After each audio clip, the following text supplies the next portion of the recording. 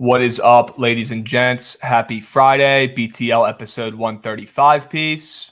We're missing our guy DeGen, who's coming in hot. Looks like he actually might be ready to roll. DeGen, you ready to roll, brother? Sure.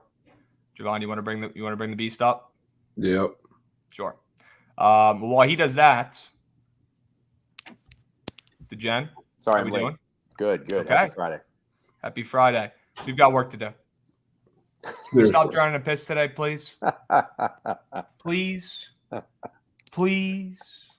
you guys been getting crushed this week too, or is it just me?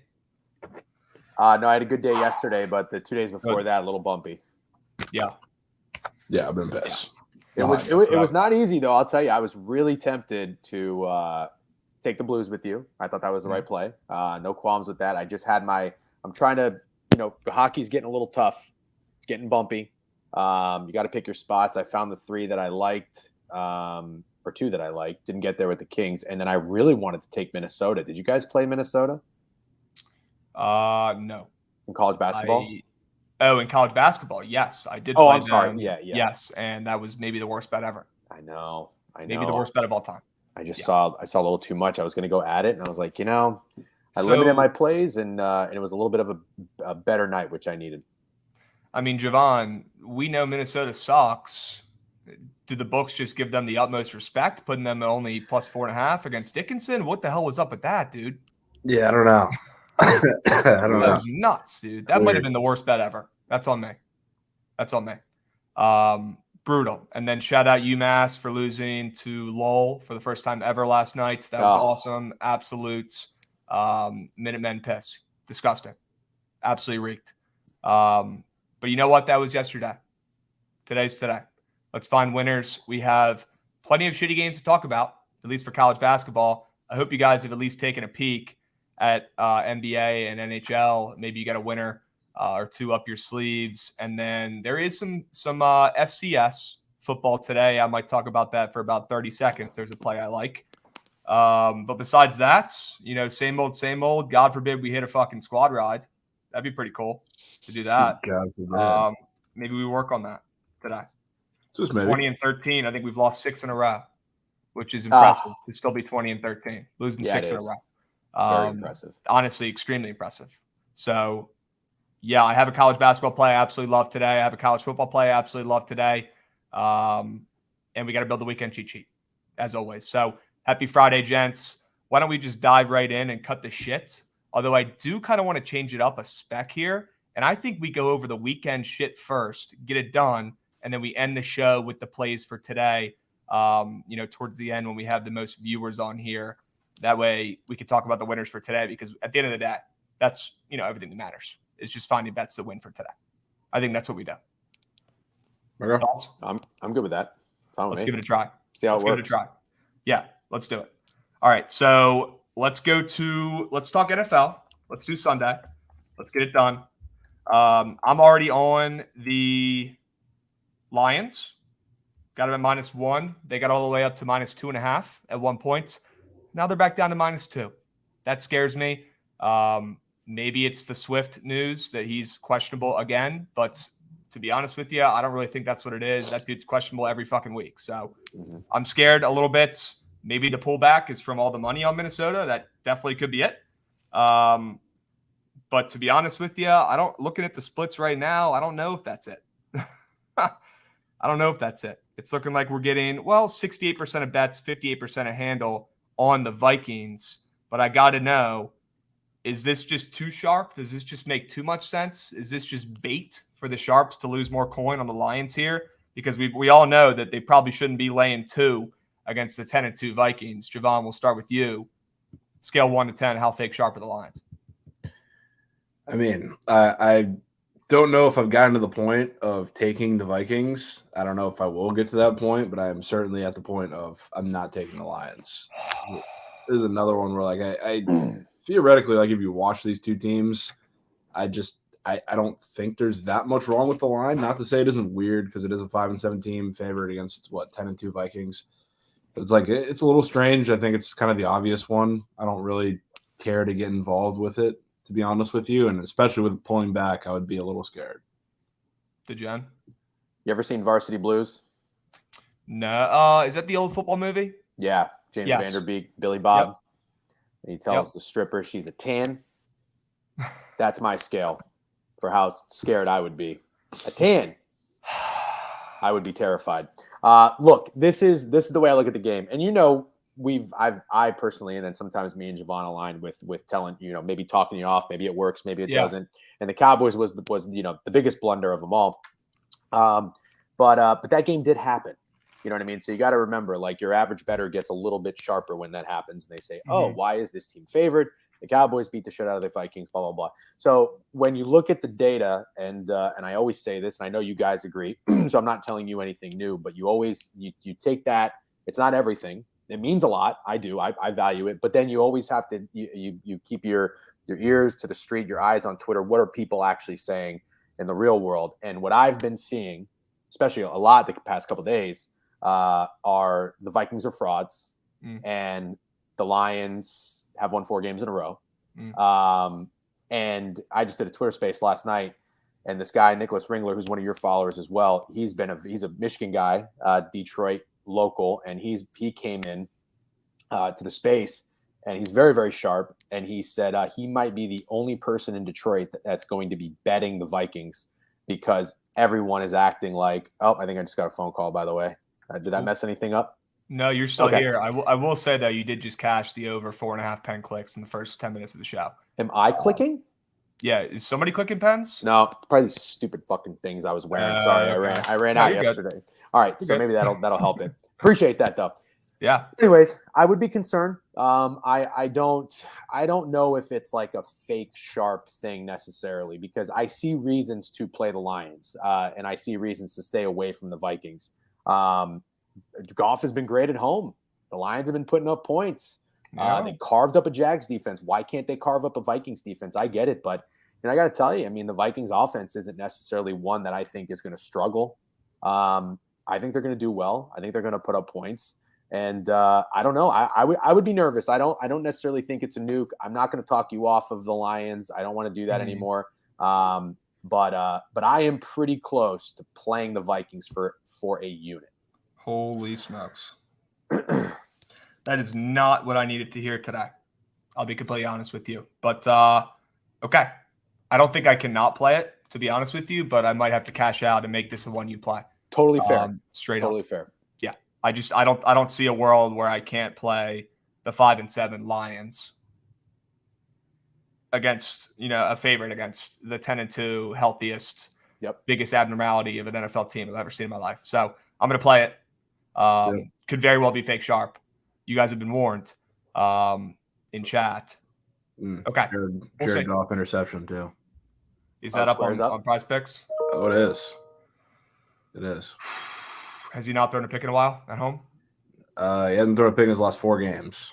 Awesome. Great. We can go ahead and lock that one in for a prop. He was, and I know this because I had the under and the Jags last weekend, and I was following this. He could not be stopped. He was on fire last weekend. He was good Jared Goff, which comes out every once in a while. He was very good Jared Goff. So I don't know, man.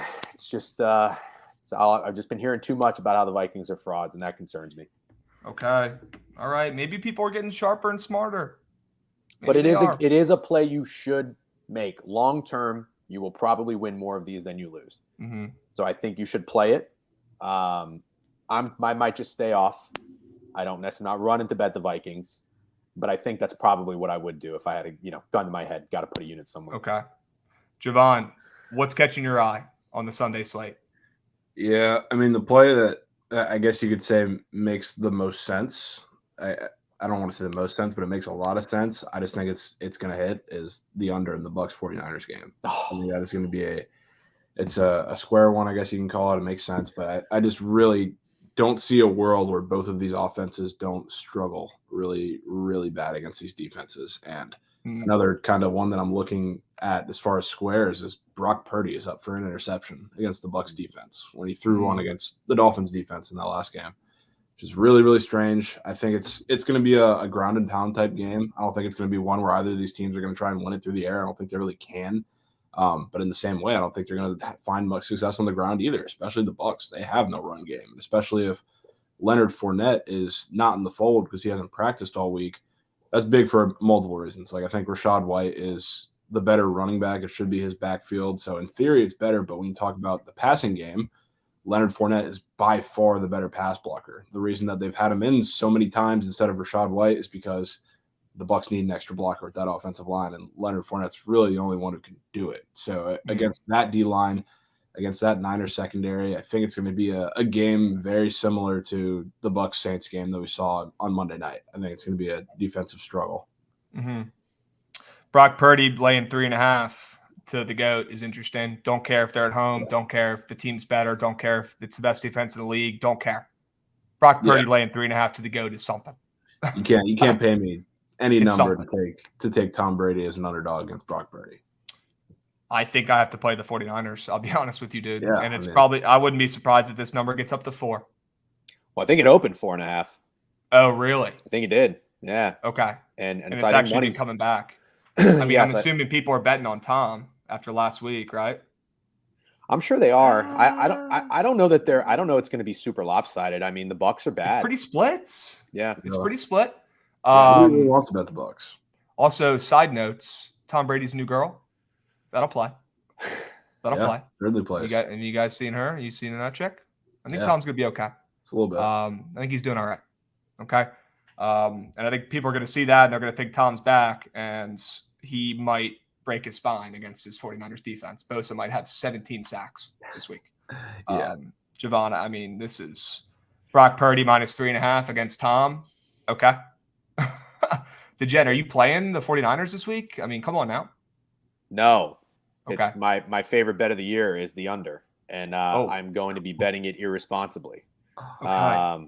Talked about it in my space last night, put it in my newsletter. The only thing I want to be careful of is, I want to make sure, obviously I've heard that there might be some weather, a little bit of rain though. I don't think it's going to be wind and the wind is really the true impact of totals. So I don't want to be baited. I did see the line moved up 37 to 37.5. But I'm okay. It's a low number. It's probably the lowest total I can ever remember seeing in a game that involves Tom Brady. And I know it's a different Tom Brady, but still your average bettor is going to just say, oh, they can get, a couple touchdowns here and there and figure it out and get to the over. I don't think so, man. Jovan summed it up pretty well. I don't really have too much more to add except for maybe a little bit on the 49ers side. I watched that game against the Dolphins. I went back and watched some of the highlights too, because before I make this bet, I want to be 110% sure I feel really good about it. Brock Purdy looked pretty damn good, but again, it's a Kyle Shanahan offense where you can plug and play at just about any position. I would look good. Yeah, exactly. Yeah. And I know if anybody out there is going to bring up the record that Kyle Shanahan has as a wins and loss with backup quarterbacks, it's not good with Sudfeld and CJ Beathard. But Brock Purdy is a little bit more dynamic. And I know he was the last pick of the draft. But I think for whatever reason, man, like he's got a little bit of that swagger. He can run. But they're dinking and dunking. And he was 25 at 37, 210 yards. His average per attempt was 5.6 yards. So they're not throwing balls down the field, and the Bucs aren't either. These teams aren't making big plays. And Tom can't do it because he doesn't have the time. Wirfs is out, and Donovan Smith, who I've never liked from the start. If I was younger, I probably would be banned on Twitter because I'd be chirping Donovan Smith so much. Never liked the draft pick from the get-go. He's a turnstile. He's terrible. He holds every play, or he just misses his guy. So I don't see, my football brain is taking over on this one, but I just don't see points in this game. Honestly, I don't see more than 2 touchdowns total. I really don't. I see long drives, I see punts, and I see field goals at best. Yeah, and even if Tom does have, a rare, a couple extra seconds to throw a bomb down the field, Mike Evans is probably going to drop it anyway. So who gives a hoot? That guy's forgotten how to catch footballs this year, which has been really convenient for my fantasy team. That hurt. Okay. Favorite play of the year? Favorite total of the year in the NFL. In the NFL. Is this going to be your biggest NFL bet of the year potentially? Yeah, I mean, I got to tell you, I hit the Raiders pretty hard. That was kind of the last second against the Seahawks. That was my biggest payout of the season. But in terms of placing a bet, I mean, this might be a 10-unit play for me. Okay. All right. Well, I wish you the best of luck. Thank you. And I will be tailing, hopefully not to mush. No. Not worried about you for wishing. not for 10U, but I will be on board. Okay. If you gents love it that much, I'm in. Can I interest you guys in the Chargers plus 3.5 with their receivers back at home on Sunday Night Football? Can I interest you gents in that? Yeah. Mike Williams back. Yep. Jovan, I'll let you go first. But yeah, I had some thoughts until you mentioned that. Yeah, I mean, I will say that probably hurts my confidence in it a little bit. But I guess the good news I'd be willing to buy with that is probably on the total at the least. I think this is one of like the square, I guess, overs. Like a lot of them, I guess, have been in Lions games, but this is probably the square one that I'll pick out and say it's going to hit. Especially, I mean, we've been seeing, not that I want to be the conspiracy theorist, but we've seen some great finishes to a lot of these primetime games recently, despite how they've sucked for the beginning part of it. I mean, talk about how similar. It's almost like when the primetime games in the beginning of the season sucked and the ratings went down, and they just mysteriously, all these shitty teams just had these crazy endings in these primetime games. It's wild coincidence, isn't it? Yeah, I mean, could the script for the Bucks game and the game last night be any similar? They were almost exactly. If it was the any same. similar, they'd be wearing the same uniforms and have the same names and be the same name. So. Yeah, and so I'd be willing to say this one is going to be pretty entertaining. There's going to be a lot of fireworks in this game. This would be the square over that I would take, especially if Mike Williams is back. I'd be willing to lean in that because I think the Dolphins defense, I don't think is going to get any better. They're not one that I'd be like, they get 33 points to Brock Purdy. I'd be willing to fade them against this Chargers offense, but this Chargers offense hasn't impressed either. And yes, part of that is because of injuries, but it's also, Justin Herbert has to be a superhero for them to be good at all, for them to put up any points.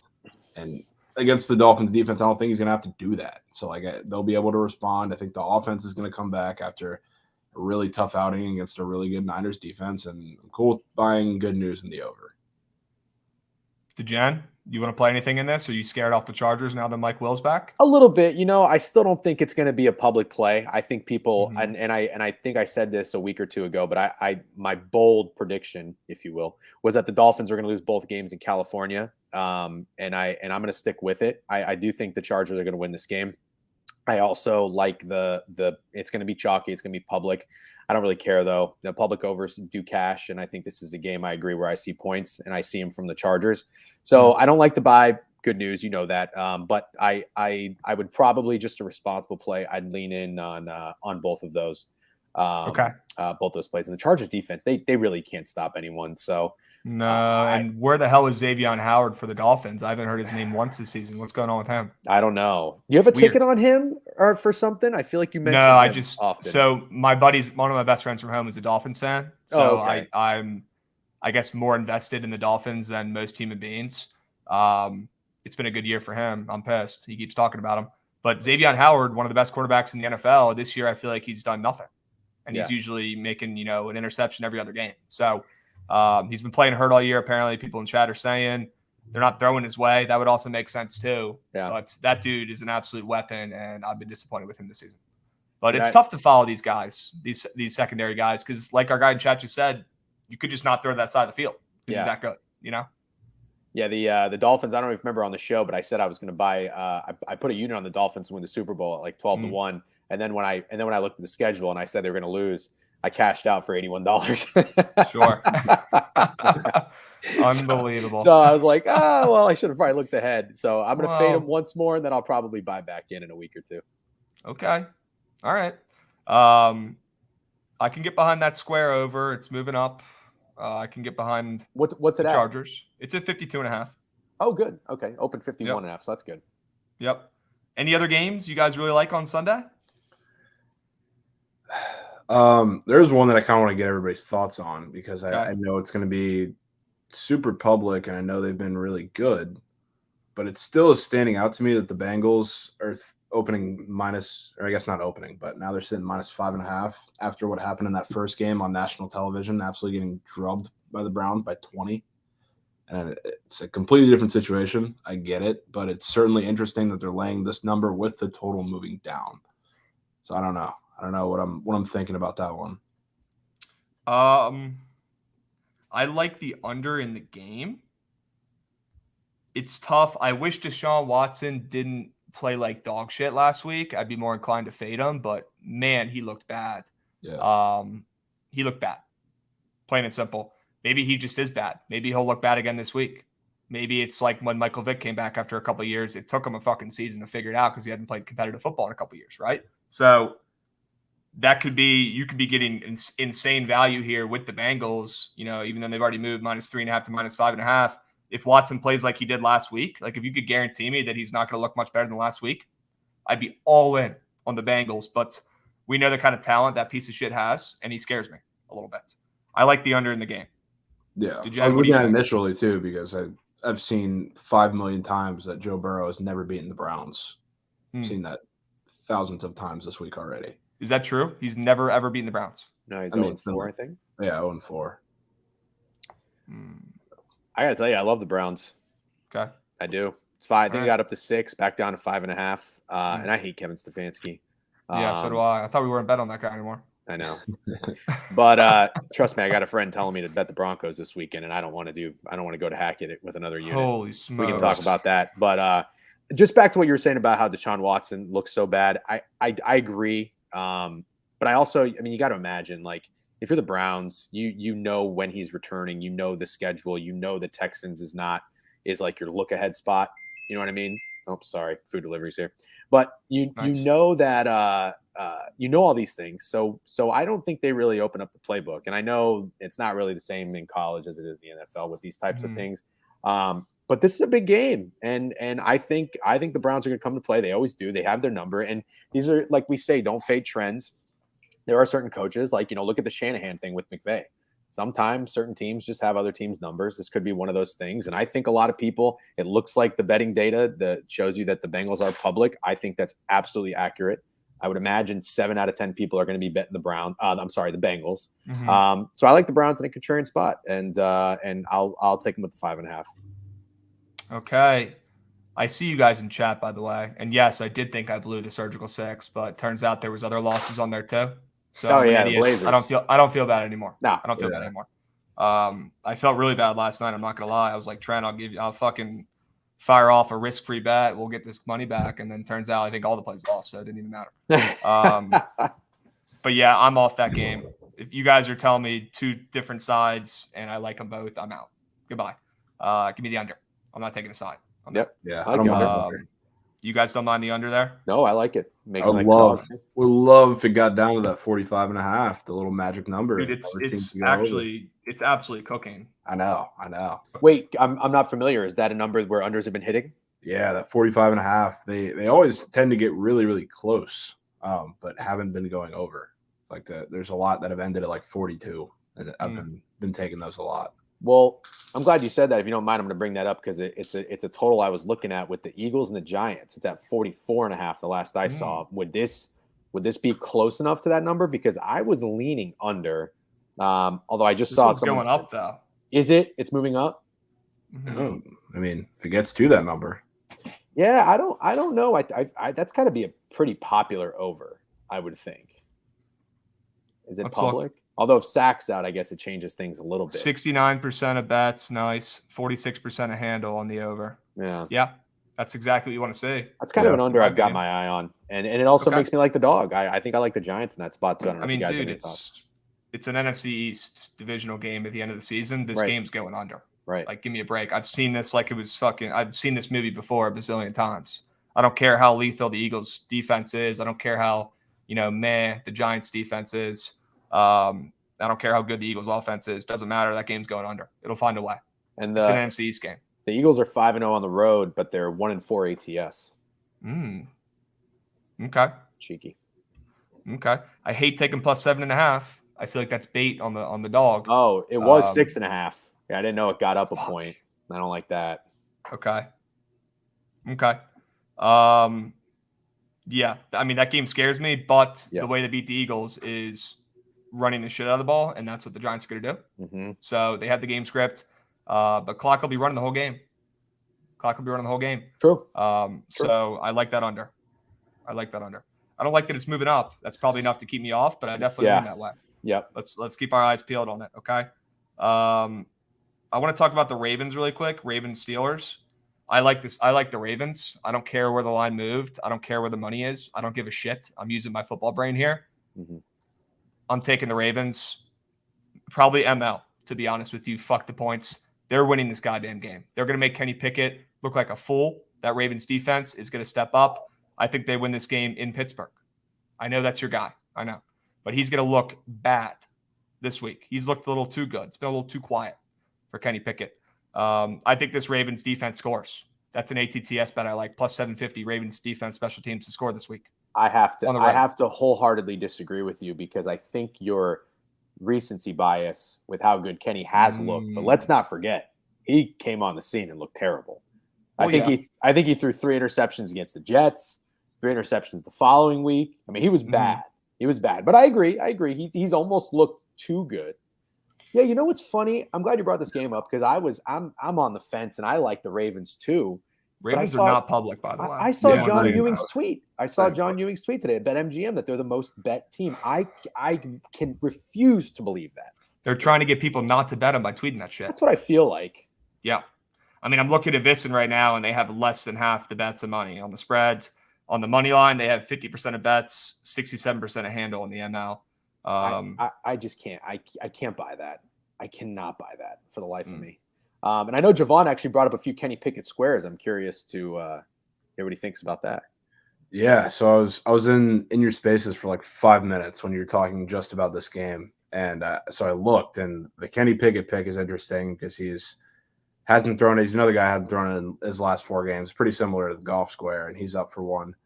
But his passing yards are a little high. His passing yards are at a number he hasn't hit, which makes me think they're going to be playing from behind a little bit in this game. So I know you said the same thing, but that's kind of what I lead into here. I'm not going to lie. I'm not running to bet this game either. There's a lot of stuff going on both sides that I'm not super willing to get involved in. But if I had to lean aside, it probably would be the Ravens. To Jen, we have room for one more. If you'd like to join the Ravens flock. I usually those tweets sometimes just keep me off of a team. You know what I mean? I don't go the opposite way. I'm not like, oh, I'm just going to automatically fade the number one most public. I call bullshit. On that. There's no way. And if you look at VSiN, that's different sports books. That's DraftKings, and I know BetMGM, but it's like the Bengals and the Chiefs are getting 77%, 80%. They're the most public. Yeah. That makes sense to me. Yeah. I don't see the most public bet team being the Ravens without Lamar Jackson. If Lamar Jackson was in as a dog against Kenny Pickett, yes. The thing is, I think with how Lamar has played and looked lately, I mean, the guy is literally the dude from SpongeBob who has glass bones, the dude who keeps falling down the stairs and shit like that. The guy can barely even go out there and play at this point. I think Hundley is going to be better now when he goes in. Yeah, straight up. See, I do think they're going to be a little more public than we think.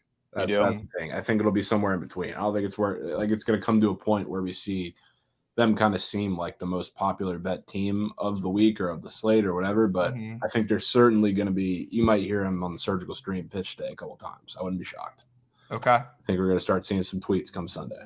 You know what this reminds me of too? I just put myself in the fans' perspective, and as a team in the Bucks a few times, it's like you get really confident when you're like, oh shit, my rookie quarterback's playing well. We just won 2 road games. Now we're coming back home. We play the Ravens. They got their backup quarterback. I'm already thinking like, this is great. This is good. This is what we need. We're going to get some momentum. And it's like inevitable. You get your heart broken. So that's when I just think about that and how many times I've experienced that in my life. I'm like, I think that's going to happen to the Steelers fans today. Not that I want it to happen. I just think it's going to. Right. Well, you're going to want it to happen when you have your coins on the Ravens. I'll leave it at that. One coin. People in chat are saying, so we don't trust Ewing, whatever, blah, blah, blah. I don't trust anybody that works for a sports book, and I don't really think anybody should. I'm not saying we should not listen to anything these people say. I think we should take everything with a grain of salt. But come on, guys.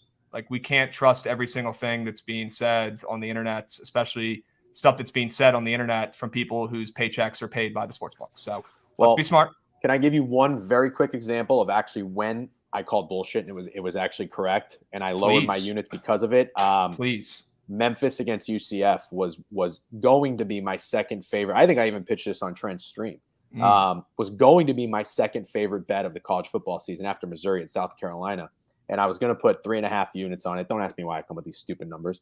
And then the morning of, John Ewing tweets out, Memphis is one of the most popular public bets. And I'm like, what the fuck? How is this possible? And I didn't realize, though, UCF had just beaten Cincinnati, but they had their backup quarterback. So Memphis as a home dog, they were getting like 3.5 points. And I said to myself, all right, I'm off the 3.5 units. I still played it for a unit.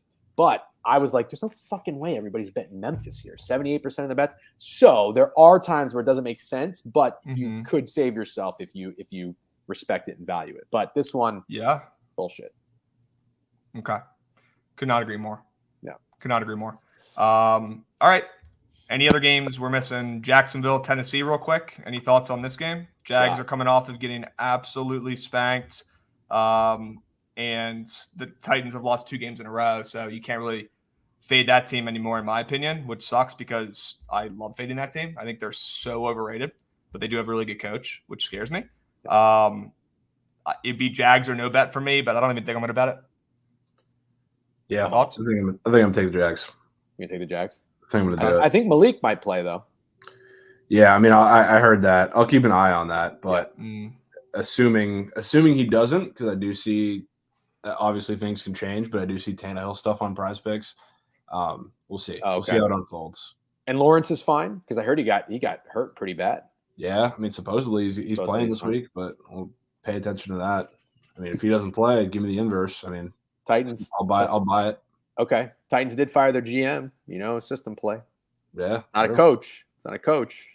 Could spark. Yeah, I don't know if I care about the GM getting canned. That's fine. That's fine. I don't know if I care about that. I agree with you, though. It'd be a Jags or nothing here. Jags if Tannehill starts. Yeah. Correct. Okay. I agree. All right. Okay. Anything else before we move to Saturday? I like the Bills, and I'll make it quick. I think the Jets are a trendy dog, and I hate playing the due theory. I think they're due for an ass kicking. But I'm not here to just come and fade the Jets and fade Mike White and tell you that his flame's gonna come out. But kind of like what we've been doing in college basketball with big favorites in the first half. That's how I'm going to approach this game. So I'm going to take the Bills in the first half. I think it's like -5, -5.5. Other than that, that's really it. Okay, it's -6 most books now. FYI. Wow. I know you probably don't really care until it gets to 6.5 or 7, right? But it is -6. Okay.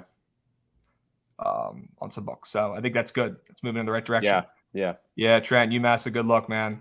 Fuck. I owe you a winner, Trent. I got you today, bro. I got you today. All right. Okay. Bills first half. Jovan, thumbs up, thumbs down. It's good with me. Okay. The Commanders don't play this week, so I don't have to have my heart ripped out of my body. Thank God. I'm going to Sunday Night Football next Sunday. Oh, nice. Who are they playing? They're gonna have to scrape me up off FedEx Field because I'm gonna be an absolute fucking piss after we lose to the Giants. We play the Giants. Must-win game. Yeah. If we win, we're probably in the playoffs. If we don't, we're probably not. Plain and simple. So it's gonna be tough. Gotta win. They're winning. You got it. Gotta win. I am so nervous. I've seen this movie before, and it never ends the way I like. Ever. It never has. Ever. We haven't won a playoff game. Fan perspective. We haven't won a playoff game. That's true, yeah. But we haven't won a playoff game since I've been in diapers, bro. Or maybe before I was even born. Hey, but you covered against the Bucks. Taylor Heineke. We own the Bucks. Jovan knows. That's the last team he wants to play.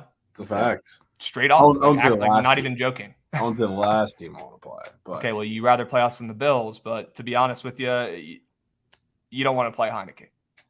I don't, but I'd much rather play them than the Cowboys in that wild card spot. Well, yes. Sure. All right. Yeah. All right. Damn sure. Cowboys might be a problem. Yeah. Let me have this one. Come on. Okay. All right. Okay. I think we kind of touched on pretty much everything except for Carolina and Seattle's. I mean, no thank you. No thank you on that one. Yeah. Panthers are sharp, man. I don't know. It's Kenneth Walker might be out. I don't know how much he impacts the spread, but money's hitting the Panthers. Yeah. I don't know if I'm going to follow it. I might just stay out. Hey, that team likes playing for Sam Darnold for some reason. And they probably just saw Baker Mayfield go off, and they're going to want to go off too. It's like when you see your ex, succeeding, you want to kind of level up too. You want to kind of beat her, you want to be better. So, yeah, I could see Carolina showing some heart for no reason this week. They'll probably still lose, but they sure as hell might cover. And I think Seattle just is not good. And I think their mojo is kind of worn off. So It probably would be Carolina or no bet, but I'm in no rush to bet it. No rush. Yeah. Okay. Let's go to Saturday, where we've got maybe just one game. How many games we got? How many bowl games we got? Is it just Army Navy?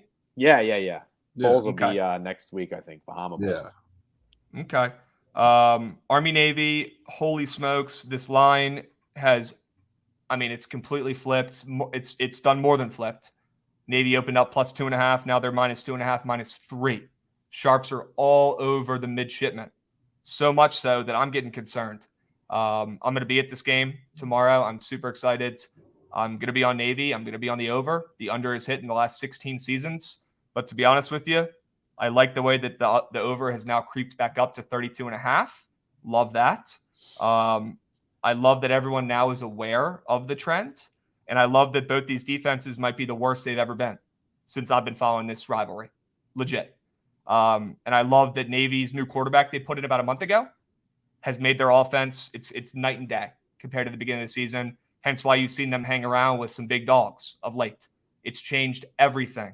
Navy has the coaching advantage. Navy has the QB advantage. Both these defenses suck. The line is flipped. I'm going to have to be on Navy here. I might have to just eat it and fucking take the ML with how low this total is, but I'm going to be on the over. I'm going to be on the midshipman, and we're going to hand it. We're going to absolutely shove it right up Army's ass tomorrow. I'm so excited. We always play better than we should against Army. We own them. They are our little brother. Little bro. Give me Navy. Very biased pick. Let me go ahead and clarify that. Extremely biased pick. Yeah. I like it. Yeah, I'm with Extremely biased pick. But the line doesn't lie. It flipped. Line doesn't lie. This is a great I don't know if you go to this every year, but this is a great Army Navy game to go to. This is the one we're actually going to get points. I'm telling you. I don't know, but I'm not here to say that. But I'm also not going to tell you not to bet it. But I mean, just with how these two teams ended the season, Army with a legacy cover. I think we were all on Army against UConn. That was a fishy. I've been on Army, bro. Yep. The covering machine. Covering machine. And then Navy. How about beating UCF outright? Coming back, only losing Notre Dame by 3. I mean, I don't really look for this is like a nap game, you know, it kind of feels like it should be in Thanksgiving or something, but I'm kind of fired up for this game, and I'm going to be playing Navy. Navy ML. What do you think? Okay, I don't even know why I asked. That was dumb. Nuggets last night, -1. Did you play the Nuggets -1? No, I didn't play that game. You played the money the NBA. One. Yeah, fuck the NBA is right. They won by 1, I'm assuming. They won by 1. Yeah. All right, good bets. Thanks. Good bet. Don't fear the juice. Embrace it. Sorry, Trent. Don't fear the juice. Embrace it. Forgot he's on the Blazers. Yeah. Jovan, thoughts on the Army-Navy game? I will hold it against you if you take Army, and I will not forgive you. No. I mean, we talked about it yesterday. I'll be on Navy ML too. I'm excited. I'm excited to watch the game too. I think it's going to be a good game. I actually do not hate the over for once. No, okay. Hey, no. I kind of dig that. Sure. Yeah, I mean, I'm going to double down the over until it hits, or I'm literally crashing on one of your guys' couches. So for your sake, you better hope that it hits. This is the third year I'll be doing it. So give me the fucking over. 50% of bets, 60% of handle on the under on Bisson, and the total's moving up. Nothing crazy, but definitely not, not worth ignoring. Not worth ignoring. And honestly, just the fact that this Army-Navy total is moving up in general is nuts, because it should not be doing that. And in years past, it does the opposite. And it started to do that when the line dropped, but now it's coming back up. I love it. Love it. Yeah. Literally 16 years in a row. I was not kidding when I said that. That's how many unders have hit in this matchup. Unbelievable. Unbelievable. All right. What else? I don't think there's any other games on Saturday. Nope. No. Any NBA or NHL tomorrow? It sucks. We don't have like a full Saturday slate. And I'm assuming you guys haven't looked at the games. I mean, I haven't. So we could probably just cut the shit and dive into Friday, because there's a bunch of games we can look at today. You guys cool with that? Yeah. Let's talk today. Cool. Let's go to the NBA. Jen, you got any plays that are catching your eye? Yeah. It's really hard to like anything super early. You gotta wait and see. But the NBA has been a grind. I think we know by now. We've talked about it. You gotta try to buy bad news, but you also, what I'm learning is you gotta pick your spots selectively. For example, I took the Heat against the Pistons without Jimmy Butler. They were 8.5. They went down to 6.5, back to 7. At the end of the day, what I realized is nobody's running to bet the Pistons in that scenario. You have to play it more when it's like the Grizzlies. I think they were like against the Raptors or something without Ja, 3.5-point dogs, one outright. The Warriors the other night were a great one against the Jazz, who covering machines. The Warriors were without Wiggins, Steph, Draymond. They only lost by 1. So we're tweaking it and went 3-0 last night. Props to Ollie too. Ollie hit his prop bet. That guy's Ollie on fire. Ollie's on fire. Fucking go, Ollie. Yep. Let's go. So look, I mean, I'm kind of waiting and seeing. I got my underdog NBA alerts on, but there's a couple spots. The primetime game is going to be Milwaukee and Dallas, which is the last one on the board at 10. The Bucks -1 against the Mavs. This is a tough one to read. Bucks 18-6 on the year, 7-3 in their last 10, but they're 4-5-1 ATS. The Mavs have been playing better, so I can't tell. This is like one that is too obvious to me. I've had a few people already tweet me, DM me, like it's the Mavs today. It's the Mavs today. But we got to remember. We got to remember, though. I agree, it stands out, but we got to remember the Mavericks been playing better. They demolished the Suns at home. I think Trent went to that game. They just beat the Nuggets on the road, which is a really impressive win. They were 5.5-point dogs. So these are just tough spots. At the end of the day, I think I'm just going to stay off of it. There's no injury news there. And that's it. The one I was ready to jump all over were the Cavs. The Cavs and the Kings, because I always love going to a team after they were in a sharp spot, they didn't come through. Because that's when everybody jumps off, and then I think you should stick with them 1 or 2 more times. And the Kings were in a line freeze against the Bucks, 6.5-point dogs. Everybody was on Milwaukee, and Milwaukee covered. I was on the Kings. I think they won by like 13. So the Cavs are they're a good team this year, 16-9, 7-3 in their last 10, and they're covering as well. And the Kings opened 5.5-point dogs. They're down to 3.5. So I love that there was sharp money coming on them, and the tickets are on the Cavs. But I found out that Donovan Mitchell was not at shoot-around. So I know. That's why the lines moved. That's why the lines moved. You got to watch out, man. There's landmines everywhere. So I'm in no rush to bet the NBA. I don't know if anybody should be. I think it's wait and see. I'm not putting in bets till 6 o'clock, 6:30. I mean, even De'Aaron Fox is questionable. He's got a fucked up foot. Who knows who's playing in this one? Yep. Okay. So it's tough, man. It's a couple good games on tonight, though. Sixers, Lakers. But I'm not a huge NBA guy. But you're working on this system. It's early in the season. I think we're going to get right, and we're going to win more than we lose. Okay. But if D-Mitch and if De'Aaron Fox play, and this is the spread, you're going to be on the Kings? I would be. Yeah. Okay. I would like the Kings there. Okay. All right. What about the Hornets? I looked, not a lot of injury shit going on here. Hornets are only getting 3.5 points at home against the Knicks. Yeah. Did the Knicks just beat the Hawks? I've been following the NBA a little bit. My roommates love the NBA, so I'm in tune a little bit. They did just spank the Hawks. They spanked them, and we know that's kind of a big rivalry, right? We know Trey owns the Knicks, right? So that's probably a big statement win for them, right? Yep. They've won their last 2. The game before they just stomped on the Hawks, they beat Cleveland outright as a dog. So talk about sell high on the Knicks here a little bit. And the Hornets, stink. Mm-hmm. And they're only getting 3.5 points. I like the Hornets here. Me too. I'm with it. Okay. That might be my favorite NBA play today. That might be my favorite NBA play in a while. I like it. I'll be on it. Knock on wood. I've been hitting NBA bets somehow. I don't talk about it because I don't even like the NBA, which is why they're hitting. It's hilarious. I should say I don't like any of the sports. Yeah. All right. Anything else? Any of these other games catching your eye? Wizards suck. I don't want to bet them. I feel like Wizards Pacers games are always down to last possession though, but I'm not betting them. Yeah. Fuck the Lakers. Yeah, I think we're good. The Jazz and Timberwolves. If there's no injury news there, I'll probably be on the Timberwolves. T-Wolves? Yeah. The Timberwolves are a team that it was actually one of my biggest NBA bets of the season when they played the Pacers the other night. And shout out to anybody who had the spread because Rudy Gobert had like a last-second dunk to cover the 5.5. But the Jazz opened 3 down to 1.5. I don't think the Timberwolves are going to be super public here. As long as there's no injury news, I'll probably be on the. Don't worry, there is. No, he's out for the Jazz, I guess. Well, Mike Conley and Lauri Markkanen are, well, Mike Conley's questionable, and I've never seen this actually used as a real life term. But Lauri Markkanen is iffy for Friday. So, well, I think Conley was out. I think Conley's been out for a minute. He's been out. Okay. Well, he's game time, and so is Lauri, who is iffy for this game. So you tell me where that is on a scale of questionable, doubtful, and probable. Where do you sneak iffy in there? I don't fucking know, but he's iffy. So keep that in mind. What the fuck? That's crazy. Whoever's writing for RotoWire today has a case of the fuck rounds. All right. But yeah, I mean, I guess give me the T-Wolves if those guys play. Yeah. A lot of ifs, but I mean, what the fuck are we supposed to do? Like, we're not locking in these bets and losing money without being smart and watching the injury reports and starting lineups, right? Grow up. Right. Yeah. Wait, be patient. But with that being said, if Minnesota is plus 1.5, and if even if it's just Lauri and Conley's still out, are you cool with that? If Conley's still out and Lauri plays, yeah, I'd be cool with it. Okay.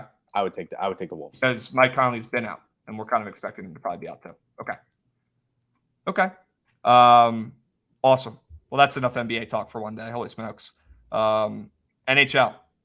I can't hit one to save my life. Help. What do we got? I mean, you know what I'm going with. I see the Devils at minus 215, so count me in for Isles puck line to mandatory play. Things have been inconsistent, I guess, if you're buying bad news or whatever in certain spots. NHL gets chalky at some point. It is what it is, but these have been hitting pretty consistently, so I'm going to keep riding it. Give me the Isles plus 1.5. Okay. Jen, thumbs up on that, on the system, the kids system? I love it. I might even sprinkle the puck. The money line for half a unit. Ooh, I might even take the Islanders to score first. Yeah, I like the Islanders in this spot. They got to be pretty pissed off too. They're on the road, but they're not really traveling, and I think they're coming off of back-to-back home losses against the Predators and the Blues. So I think they're going to come out air on fire. They did have a win in between there. Oh, they did? Against the Blackhawks. Yep. Gotcha. Yeah, it's a punching bag. But yeah, I like it. I think we've seen big prices on the Devils, and I know the Islanders are a 16-11 team, but I mean, Jovan said it. It's right around that number. I think it's not going to scare people off, the public off, from putting the Devils in the parlay, and there's always that parlay buster or trying to dodge the price and playing with the puck line. So set of Devils 1.5, I would absolutely be playing the Islanders 1.5. Okay. All right. What else? Jovan, any squares that are I'd love to get a really nasty contrarian play in, and this Penguin Sabres total, everybody is going to be on this over today. I promise you. Everybody. Sabres overs have been flying over, and I'm not just going to try to, fade it, but say 6.5 already up to 7. If that's 7 under, it usually starts at about minus 140, minus 145 on the juice. If it starts to creep up, then I'm totally off of it. But if it hangs on that minus 140 and doesn't let up, I'll probably play that under. That's going to be a really, really contrarian spot. Unless, I see Jovan smirking already, unless he's going to tell me there's some squares over there that say otherwise. Oh, no. Not yet. Oh, okay. Not yet. Okay. We're still on the point where it's they're starting to put a couple squares off. I guess Craig Anderson's up for 3 goals allowed, which usually hangs around there, so you can probably expect them to give up 3, maybe 4. I mean, I guess you're counting on the Sabres at that point. It's like, I'm not against it. It's just so disgusting. Yeah, it's bad. I mean, how many overs has Buffalo hit in a row? Holy fuck. They've been, and they're also coming off 10? A game. Yeah, they're coming. They almost scored 10 goals in their last game. Yeah. And all the money, over 85% of bets and handle on the over everywhere I'm looking, and it's not going to 7. You're not going to find anyone who's taking the under today. I would be shocked. Oh, yeah. Yeah, but last time I took a bet like this, I looked like a fucking idiot. And there was a bunch of goals. But hey, and also I shouldn't have even said that because that's literally what I signed up for. That's how I bet. As a contrarian, Jen, we're either the smartest guy in the room, everyone's asking us how we thought of that play, or people are spitting on us, throwing shit on us, saying we're fucking idiots. How do we convince them to take a bet? There's no middle. I'll give you 2 quick examples of this number that I have played personally. One was when the Devils and the Avalanche played. That was a very popular over. It went to 7, but that under stayed juiced. Not only did I play that under, I played Vanek for a shutout that hit. They shut the Avs out. Then there was one, I believe it was the Devils and the Oilers, or maybe it was the Devils and the Flames. That was another one that went to 7 that I played, and it pushed. It was. I think it was like 4-2, and then they got an empty netter or something like that. But I did watch the Sabres total where they just scored 9 or 10 goals, whatever it was. That got to 7, and then the juice started creeping up even towards the over. The under 7 was only -120, -115, so I didn't want to get contrarian for no reason. If, like I said, if this stays at that -140, I will be inclined to put 1 unit on the under. I'll even more so if it goes back down to 6.5. And this is always something. They'll hang that number, but let's see what happens right before puck drop, 15, 20 minutes before. Okay. So you're going to be on the under if it stays at 6.5, pretty much. If it stays at 7, juice to the under. If the juice starts going towards the over, I absolutely would not play this. Okay. Yeah. Honestly, the other total that's kind of sticking out to me that's a little, I don't know, weird because it is going to be super public is that over in the Oilers Wild game, which the Wild have been over wagons. I don't think that they're kind of in the same boat as the Sabres. I can't remember the last time Wild unders hit. 8-2 in their last 10. Yeah, very few and far in between. And kind of looking at these, because I took the Wild over, when was it, last game when it was the Flames game, super public. I thought the shutout odds were very high. Vladar had 2.5 goals square, which is usually at 2. This is kind of the opposite. I think this is the lowest. Stuart Skinner, and he's been very good at times. And I think this is the lowest shutout odds I think I've seen against the Wild in quite some time. Then he's also hanging a 2.5 goal square, which again, only get that with certain goalies against the Wild. And he's gone over this in 4 of 5. Super interesting. And then they're also hanging McDavid for a goal, which he is fully greened out, had in his last 5. And in a game that seems like a free over, this seems a little strange. This under I like better. I do too. Yeah, this under I like better. There's a couple things going on here that it's making me think we get a little slugfest here. And I would love if they came up and gave the little 5.5 combined goalie square, which I don't even think it's going to be 5.5. It might be 5 because I don't know if they're going to hang, depending on who's in net for the Wild. I don't know that yet. But if they start hanging the 2.5, 3, that would be very interesting. Okay, well, I expect a call from you if that comes up, an emergency call. Yeah. Okay. We need to get pagers. We need pagers. They need to be used for emergencies. When there's a bet, we need to lock in ASAP. We need to get pagers. Maybe I'll work on that for Christmas. And the juice, like my man Kevin's saying, juice is also on the under, which is juice. Juice is on the under, and every single fucking bet is on the over. Every single dollar pretty much is on the over. Yeah. Not if they get a 2.5 goals allowed squared for I guess it is likely Fleury, who gave up 3 like a week and a half, 2 weeks ago. That'll be a pretty decent play for me. Okay. I like that under a lot with the voice crack. Love it. What else? Anything else? You got to talk about the Jets Blackhawks line, right? Doesn't that look like the trap of the day? It does. I don't know. With Rittich and net, them coming off a back-to-back, maybe it's still a little short. But I don't know. The splits are bonkers in this game. On the ML, 86% of bets, 50% of handle on the Jets. It's literally the perfect case of the ML here. 14% of bets, 49% of handle on the Blackhawks. Another 2 teams. I see the total 6.5 down to 6, and both these teams are 7-3 to the over in their last 10. So I wonder what that means. Maybe Blackhawks have gotten shut out 2 games in a row, though. Oh, okay. That makes sense then. Okay. Yeah. Should we take the Grand Salami under today? I don't hate that.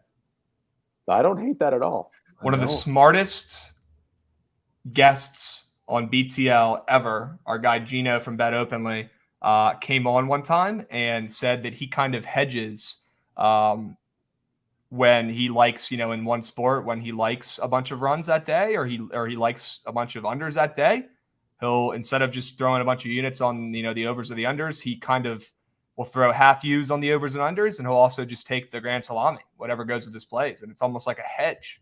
And when you like a lot of unders, I think that's pretty dope. What about the other games? Are there any games today that you're looking at where you're like, okay, this might be a 15-goal game and might shaft us? I'm seeing a lot of – I'm not a hockey specialist, okay? I'm not. I'm no hockey doctor, okay? But I'm seeing more sixes today for totals in hockey, I think, than I've ever seen in my life, at least this season. Well, the only thing that concerns me, the Bruins are playing the Coyotes and the Knights are playing the Flyers. And I guess when you have really good teams playing really bad teams, that could mean that they're going to put up a shit ton of goals, maybe 5 or 6 each. Yeah, but that's only 2 of the 10 games, and the totals are still at 6. Yeah, you're right. I'm not talking you out of it. I'm trying to do my best to be a devil's advocate. I mean, I appreciate it. I appreciate it, but stop. You're wrong. Let's take the under. I'm sold. I'm already looking on a book to try to find the line. It's not up yet. It's probably offshore. There's a couple. I mean, I'm just looking through kind of shutout odds so we can find, because not all the goalies are announced yet, right? The one that is really a little weird to me as far as a game we might ski 5 million goals is Kraken game. Yeah. Which Lindgren, I think somebody brought it up in your chat while you were doing your board review. He has a 2.5 goal square that he's been very good lately, so he's probably due for a little bit of regression. Mm-hmm. Now we see in the 6 total that the juice is flipped, and now it's kind of heading. I think it was the Wild game that had the same movement. The juice flipped, and now it's looking like we might see a 6.5 at some point. We see the line's still 6, like minus 115 most places. Grubauer in net for the Kraken, plus 1420 for a shutout. Lindgren in net is the little max plus 1500, which, I mean, he has higher shutout odds and they're minus 150, which is another conversation. But yeah, that's that one is definitely scaring me, as we might get another one of those 9-8 Kraken games. I'm checking out a DM right now from our guy Jeff. That's why I was a little distracted here for this Texas-Arkansas Pine Bluff game tomorrow in college basketball. That he's sending me the spread is only at minus 6.5 for Texas against Arkansas Pine Bluff. Oh, Jeff. I mean, we can talk about some lines tomorrow and a little bit here. There is college basketball lines galore. Well, real quick, Jeff, can you do me a favor, please, while we're doing this, and check some books and see if you can find some actual odds for that, please? Jovan, real quick. I mean, yeah, we probably have, a couple minutes here. If you want to just rip through a couple of the college basketball lines that are sticking out to you tomorrow, we can just power through them real quick. Oh, I mean, yeah, there's a couple that are screaming. Absolutely. Please. I mean, Oklahoma is sitting plus 2.5 at home against Arkansas. And with how bad Oklahoma has looked, I know they're 7-2, but talk about a team who's been absolutely pitiful, especially offensively all year. How the hell do you think they're going to hang with Arkansas? So that line's really weird. Another one that I saw, I believe St. Mary's is favored on the at home hosting San Diego State, ranked San Diego State. Wow. So that was a strange one for sure. I wasn't quite expecting Houston either to be hanging 9 against Bama in this game. I thought it was going to certainly be a little shorter with how, I guess, especially with no Sasser potentially. Yeah, with no Sasser being a potential part of the fold. That's a little weird because I think, in my head at least, I'm expecting a little lower because their offense hasn't really shown to be dominant. It's been kind of inept, especially with Sasser. So see him hanging 9 with Sasser is a little weird. Wouldn't be shocked to see him move there.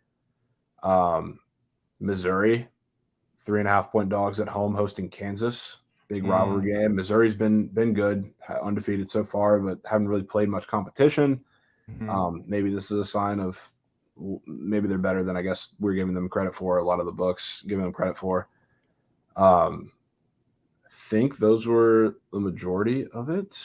There's no way that Arkansas Pine Bluff is plus 6.5 tomorrow against Texas. There's no way that's correct. Yeah, there's that. If it's like that, there is no way. Good God. Does their team have COVID or something? Nah. Jeff's saying there's no lines up for it yet on any books. Has to be a typo. I agree, too. I think we just forget about that and continuously check the line because I think it's got to be a glitch or something wrong. There's just it's not even like Arkansas Pine Bluff is like a trendy good mid-major. They're not. They're 3-7. There's no way that line is correct. You say they've played a lot of big teams close, but, I mean, they've been 20-something point underdogs to TCU and Oklahoma in those games.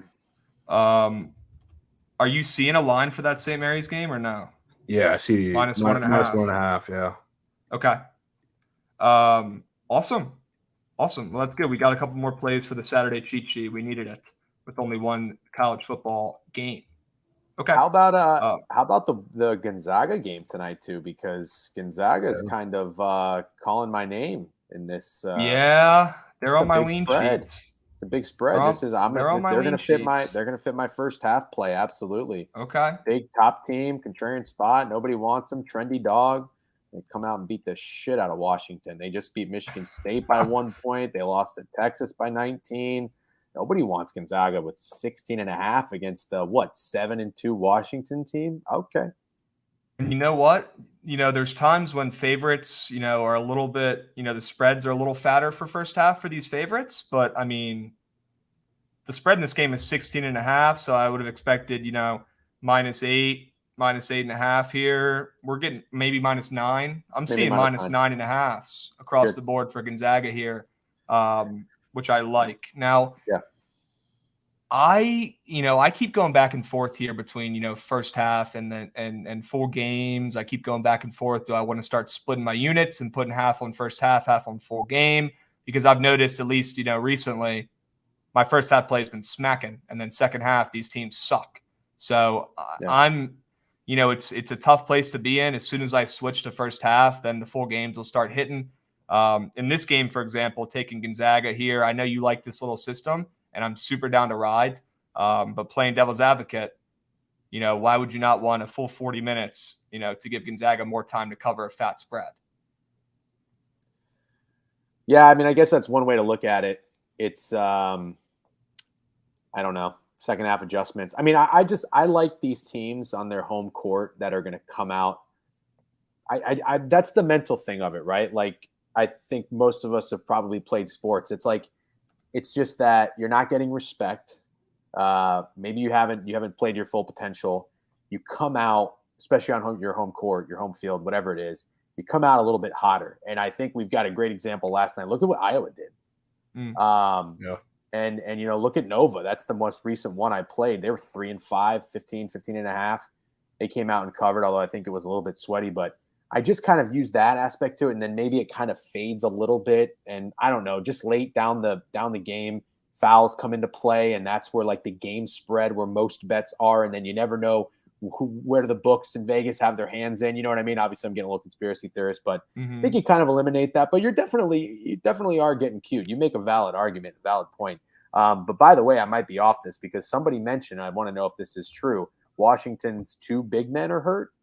Because they are, but I think it's been a couple games now. Okay, all right, fair enough. At least one, because I know they got hurt before last game. But yeah, I'll dig into that. I'm looking into that right now, actually. Okay. That might have to be an after stream thing, but yes, I'm gonna dig into that. But Jen, you like this first half system? You're gonna keep it rolling? I don't think I've lost it yet. I think I did it with Florida, Villanova. I think there was one more team in there, and then I mean, yeah, I'm gonna probably give it like a 10-game sample size. We'll see if it goes 6-4, 7-3. Okay. But don't get me wrong. It's going to take is 2 times to bite me in the ass where the team doesn't cover the first half and then they cover the full game, and I'm out. Yeah. And I will say Washington is a public dog, and that line is moved from -15 to -16.5, which is a good sign. I like Gonzaga a lot. Jovan, any CBB plays you love today, bro? I mean, I like that Zags angle. I think I'm going to go with the over in that game too. This is a couple of teams. I mean, especially the Zags. They have, I don't want to say they've struggled to score, but they haven't looked like that kind of potent Zags offense these last couple of games that I think we are accustomed to seeing. And I don't think they're going to be that. But I mean, they've really struggled, I guess, from what we would expected. And we talk about the Kent State game. They looked okay for parts of it, but really got into, I think, 2 big scoring slumps. Against Baylor, whose perimeter defense is horrendous. They really struggle to score, put up 63. So it's been kind of the story. I mean, Purdue, much better defense, obviously, than Washington's going to show them here, but they really struggled against them too. It's been a lot of stretches for these teams, and Washington hasn't really put the ball in the basket much against a couple better defenses too. So here, I think the one thing that's interesting is with those big men out for the Huskies, they're going to have to try and beat them from the perimeter, and a guy like Keon Brooks, who I will be taking his over half 3 on Prize Picks. He's a bad matchup, I think, for Timmy, because Timmy, we know, is not the best perimeter defender. He is going to be a guy who has to go out there because that's really the only matchup that suits them. I mean, Watson can honestly do it better than them. But I think they're going to really struggle to kind of defend that. And then on the other side, I think the Zags finally get it together shooting, going up against the Washington zone, which is kind of built for them. So like I think this is going to be a game where the total is creeping up for a reason after these two teams have not looked, I would say, fantastic offensively recently, and we get a lot of points. Okay. Total has gone up a hair since it's opened. I can get behind that. I mean, look, we talked about Gonzaga being overrated before the season even started. It's true, but they still have too many stars on that team. They have a great coach. And although they're not as great as they were ranked initially, I still think they're better than they've been playing. And it's a perfect buy low spot and sell high spot for Washington, who stinks, right? And they're 7-2. So I didn't see the comment on the screen. I was looking at the scores. What were we talking about up here? Oh, here you go. I'll put it back up. Devils -1.5. They've covered against the Islanders 8 in a row. Sure. It's got to be 9, right? It's got to be 9 because it's happened in the last 8. How about Arkansas State late night against Air Force? Jovan? Yeah, don't ask me. Don't ask me. Talking about Air Force here. Air Force is Jovan's worst enemy. He can't hit a bet on them. Kryptonite. Absolute kryptonite. Well, I went Arkansas State here against Air Force. Air Force blows. Air Force blows. And I'm seeing Arkansas State has like 9% of fucking handle right now on some books. On the ML, they've got 11% of bets, 12% of handle. Like, I like the splits for this Arkansas State team. Air Force has a bigger name, but Air Force blows. Even though they're 6-4, I think they're absolutely terrible. I mean, Jovan, if you don't want to do it because Air Force has cost you enough coins where you should probably be a fucking cadet there, I get it. I get it. Air Force has covered 4 in a row. They're coming off of stomping South Dakota, as they should, -4.5. They won by 21. Arkansas State is terrible. They're coming off of losing outright in a game they were a favorite, and they're 5-4. Them being +5.5 here after opening up +7 is interesting. I think they win this game, to be completely honest with you. Give me Arkansas State. I'm not mad at that. I mean, I would, if I were to take a bet in this game, I know it's kind of, I guess, trending up by like a point, I would still go with the under.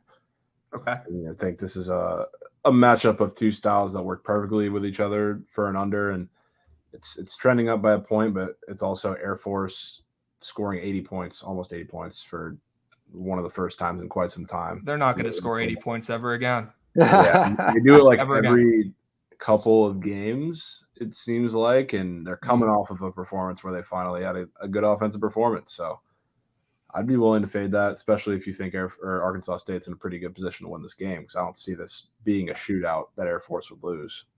I think this game is going to be first team to 55 points wins this game, and that's going to be it, straight up. This game's going to suck. I'm going to put this on before bed and be in REM sleep immediately, probably by halftime. That's how fucking boring this game's going to be. But Arkansas State's going to fucking cover. Okay? Can I tell you guys about my POD? Let's hear it. I got a POD today. Jovan knows what it is. He's sick to his stomach. I really hope it's not who it is. Oh, God. We're going back to a team we've talked about before, a team that just turned D1, a team that has a point guard who probably should be starting on a Power 5 team. Not really sure why Kenny Dye is on this team, but the kid is unbelievable. All right, we're going to Queens. And I'm not talking about New York. I'm talking about North Carolina's. Oh. We're going to Queens. All right. Queens facing off here, against a fucking High Point team that's cost us so much fucking coin up to this point. So, Jovan, I understand why you don't want to take them. I get it. All right. I will fade High Point for you. All right. High Point's sitting at 8-1. They've been one of the trendiest mid-majors this season. We've seen people coming on stream left and right pitching this team. High Point, they win. High Point, they cover. This team is incredible. Good for them. Queens is no slouch. They turned D1 this season. They're 7-2. They already have some big wins this season against some big boys like Marshall, who's actually turned out to be pretty decent this year, which is hilarious because I was so high on them last year and I looked like an idiot, and now they're good this year. They beat that team. They beat Bowling Green, who isn't good, but that's a school that's, a tier above Queens, who just turned D1 in a shittier conference. This Queens team is good. And the books still don't know how to value them. That's why they continue to cover. And that's why they're going to cover this game as well. The spread opened up at +6. And now we're +5.5-ish. Now we're getting down to +4.5, +4. So if you can grab +4.5, ladies and gents, I grab that ASAP because you're not going to have it much longer. This is going to 4 on all your books. And I'll tell you what, you might not even need the points, okay? Queens, look, their one weakness, if they're playing against a big man, they're going to lose, okay? They just gave up 20 to Drame from LaSalle the other night. The kid who transferred from St. Peter's, he absolutely handed it to them. They also lost. Their other loss was George Mason, who has that Oduro kid with the crazy hair, Jovan, who's a really good big man as well. So if they're facing a good big man, they're in trouble. Well, good thing High Point is one of the smallest teams in college basketball, gents. And Queens, they limit the 3-point makes for their opponents, holding their opponents to 30% from 3, which is High Point's bread and butter. They're not going to have a big man that's going to tear up this small Queens team. And Queens is also low-key one of the best offensive rebounding teams in the country, so we can expect a lot of second chance points, and we can expect a lot of extra possessions here, okay? High Point sitting at 8-1, coming off a statement win against a really good Furman team, a really good Furman program when they were +12, and they won outright, okay? Vegas still does not respect Kenny Dye, who, by the way, is averaging 17 points a game. They still don't respect him. This team just went D1 this year, like I already said. And for the 12 people who are actually betting on this game with me, 25% of bets, 45% of handle on Queens, and the lines moved from 5.5 to 4.5. Give me Queens. Kenny Dye gets it done for the team. They win this game outright. Keep the points. Don't need them, but I'm taking them. This is a POD for the kid. Love Queens here. They're the better team. They are. They're better. And they're going to show it tonight. That was Thoughts? That was incredible. Thoughts? Can I just tell you something real quick? This is like Sure. On topic, but off topic. I'm not an emotional guy, but I almost shed a tear watching you on that pitch. Okay. That was amazing. I'm not kidding. Dude. You know what I hate? You know what I hate when you ask people, like, how's it going? And they say, live in the dream. I hate when people say live in the dream. I got to tell you, though, to spend an afternoon on a Friday with you live pitching Queens over High Point is my dream. And I'm not joking. That was, I was laughing. I couldn't keep it in, but I wasn't laughing at you. I mean, that was such a good sell job I thought Queens was in fucking a borough in Manhattan that you're referring to. And then you hit me with a curveball right off the bat, telling me it's in the Carolinas. I don't even know if you told me which Carolina, but I don't even know. And then all you have to tell me is in a low bet game that nobody else gives a shit about, but people with money. It's low bets, higher dollars, and it's enough to move the line. Mm-hmm. That's really enough to sell me. But then you gave me the breakdown of the X's and O's. I mean, I'm not kidding. That was awesome. That was awesome. Well, that makes me happy. Hits, you should clip that and pin that. And I never want to forget it. Okay, good. We'll get used to it because I got to play. You 100% should play it, and Jovan should grow up and play it too. He's too soft. Jovan, what are you doing? He's too soft. He's soft. You know what? Because High Point just continues to win and cover, and it sucks. They do. And I'm not against it. I think I'm just going to go with the over because that's my High Point prediction. Because they just every time I bet against them, they come out and they're 90% from the field, 97% from 3. This is a high total game, and it's climbing up for a reason. Like these two teams often get high totals. They play fast. They make buckets. They do whatever. Yeah. Like Queens, they always get these high totals and they always go under. They've only gone under once this year, and they're very common. Like only gone over once this year. You're saying? Yeah, they've only gone over once this year. And High Point is quite the opposite. I'm pretty sure they've last I looked, they've gone over quite a bit. They have a great 0 defense. Yeah, 0 defense whatsoever. So they do this.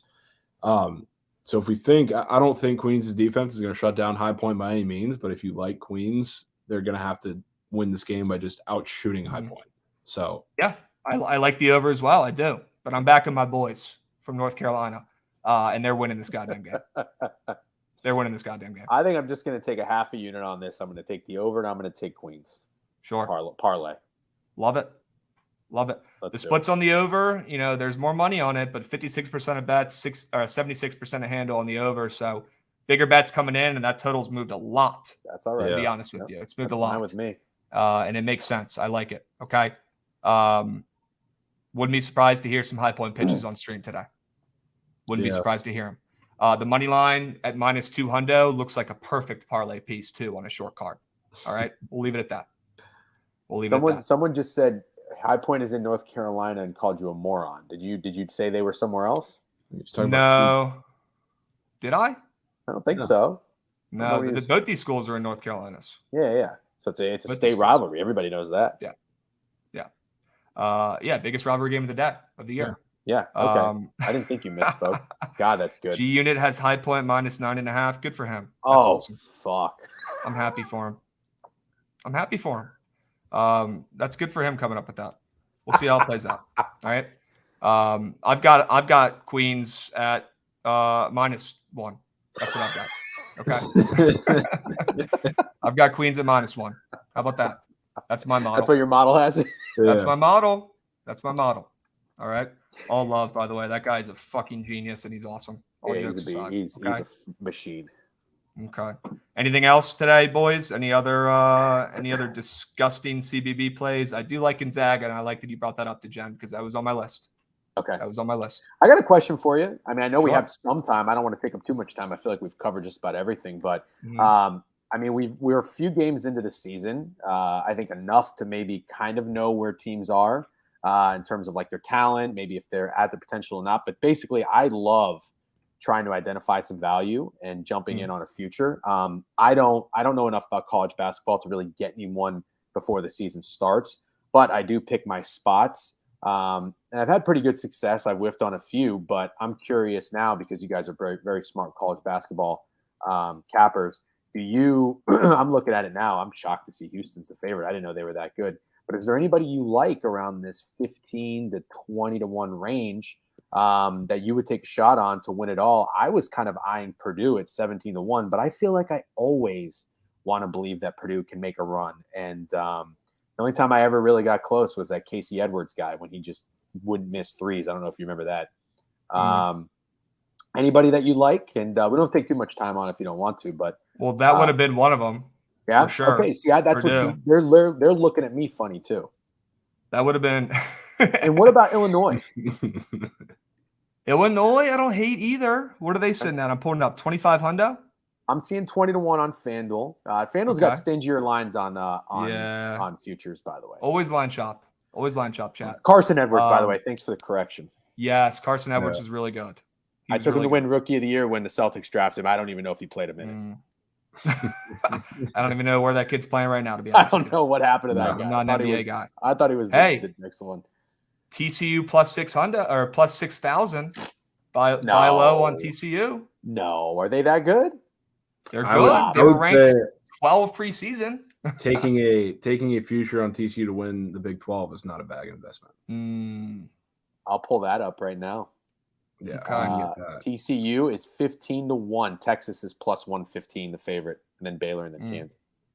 I think realistic teams that I would take a shot on. I think you named both of them to Jen. I think it's Illinois, and I think it's Purdue. Fucking sharp as a tack. Then that's how I feel after saying that. So is there any other one even in the 30 range? Bama. Oh, Bama. Absolutely. Bama +3K. Yeah. Debatably the best freshman in the country, and Brandon Miller, a really good coach. They look plus 5,000 on FanDuel. I'd say that's another one. One of the two Alabama teams. I think you can throw Auburn in there too. Yeah. Really? Yeah. Auburn's not going to look good until the second half of the season because, I mean, they've had so many moving pieces. They've got their big man came over from Morehead State. I don't know why I'm slipping on his name, but Johnny Broome, who is an absolute dog, but it's taking him a little bit to kind of get acclimated to playing against good opponents here. And I think he's going to hit his stride, hit his peak in the second half of the season. Also, I hate to say it, and I need to check where the lines are at, but Duke, the year after Coach K retires, would be hilarious. And to be honest with you, and I know I don't want to bet Duke either, man, but it would be funny. It would be funny. I guess you're right. Yeah. That team is good. They are. And I would wait on them. I still think they've got a couple bad losses in the first half of the season that haven't come yet. They're going to be an absolute issue in the second half of the year when all these freshmen start playing starter minutes. and to get a little more acclimated because their freshmen are off to a slow start, but they have the best freshman class in the country. Okay? Gotcha. We need to do the squad ride, gents. Also, I have a college football play. Fuck. Guys, you remember Incarnate Word? You guys remember when I told you to take the school early on in the season to beat Nevada? And you guys were like, what the fuck are you talking about? And then it absolutely smacked and they won outright. Yeah, we're back. Incarnate Word, +6.5. Ever heard of them? Probably haven't. Don't care. Bet them. +6.5. Lindsey Scott, their quarterback. This dude is a fucking stud, and this is the best offense in the FCS. Lindsey Scott, 4,200 yards, 55 touchdowns, 6 interceptions.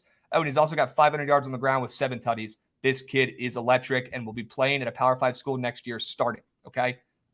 Darian Chafin and Taylor Grimes, 2 of their really fucking good receivers too, who are 100% gone after this year as well.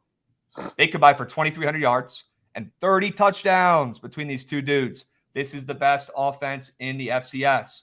But this team has a loss. They're playing Sac State, the number 1 ranked team in all of FCS, who's undefeated. And this line moved from +7.5 to +6.5 with the 12th ranked team in the FCS here, who, to be honest with you, gents, I think is the best team in the FCS. The reason they're not getting respect is because they've never been good, ever, before. Best offense in FCS. Sac State's ranked number 1. They're undefeated. No way Sac State loses, number 1 ranked in the first round of the FCS playoffs, right? Not to Incarnate Word, no chance. Not when they're -6.5, right?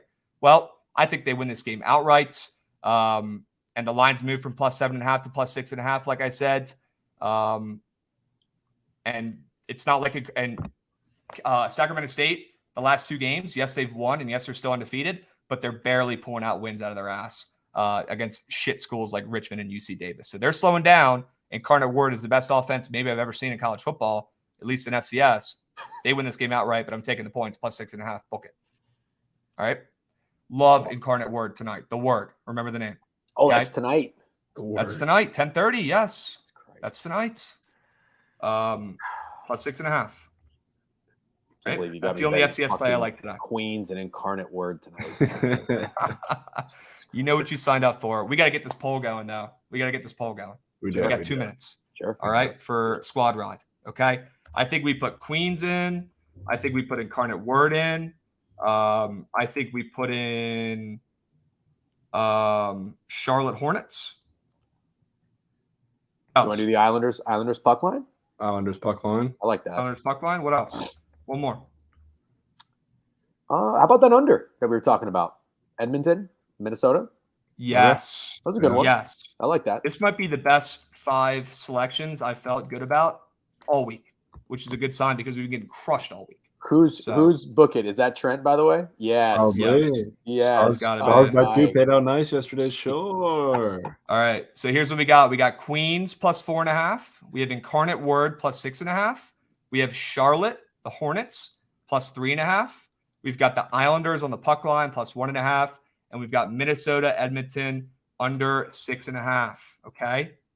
That's what we got. Go vote. Go.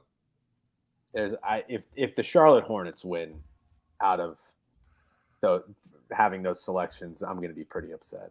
I don't think they're going to. I hope I didn't influence the trolls in the chat to go vote Charlotte now, by the way. I just realized what I did. No, we've been trying. They vote for their winners. Okay. Yeah, vote for the play you guys think is going to win, not the play that I like the best, not the play that Jovan likes the best, not the play that's on primetime TV. Guys, we got to fucking hit one. We've lost 6 in a row. Please vote for the one you guys think is going to hit. This is the sharpest chat, sharpest community around. So I know you guys are better than this. We're 20-13. We got to stop the bleeding, and we got to get a win before the weekend. Hey, while the votes are coming in, just real quick, Jovan, are you on anything in this Argentina-Netherlands game? I think I'm going to stay off. The over. Oh, you like the over? Okay. Yeah. Okay. The over. I like that because we didn't see any goals in regulation in the first match. Yeah, and I think it was Pat or somebody in your chat was talking about the odds shifting up significantly for what I think both the scorer and both teams score. Yeah. So I'll be taking that over. I'm cool with that. That shit has been cashing, man. Even on the totals when they flip. Yeah, exactly. It's been really hitting. Yeah, it's a little sprinkle. Get the juice flowing. Right is wrong in chat. It's an FCS game, okay? So you might have to go to extra games on your book. All right. There's no splits. There's no splits data even available for this game, by the way. Do you think it's on FanDuel? Is it on FanDuel? You'll be able to bet it. Okay. I'm going to take a parlay with Queens and Incarnate Word then. Sure. You got to. You got to. Love it. You have to. It's on FanDuel. It's on all the books. Okay. It's looking like Incarnate Word's going to win the fucking poll if you guys don't start voting. Wow. So they just won. They just won. The Word. Hey, last time we bet the Word, good things happened. All right, let's run it back, chat. Okay. DeGen, as always, my man, thanks for coming on Friday. Appreciate great vibes. Love having you on here. You're awesome. Have a great weekend. Yep, Maybe I'll see you on Sunday at the DT game. I'll be there if you're going to be there. I'll be there. All right. Good. Jovan, as always, have a great weekend, my man. Relax, rest up. You're working too hard. All right, you're overworked. Rest that brain up. We need winners next week, okay? Jovan's still sick? No. Oh, okay. I was going to say he's healthy as an ox.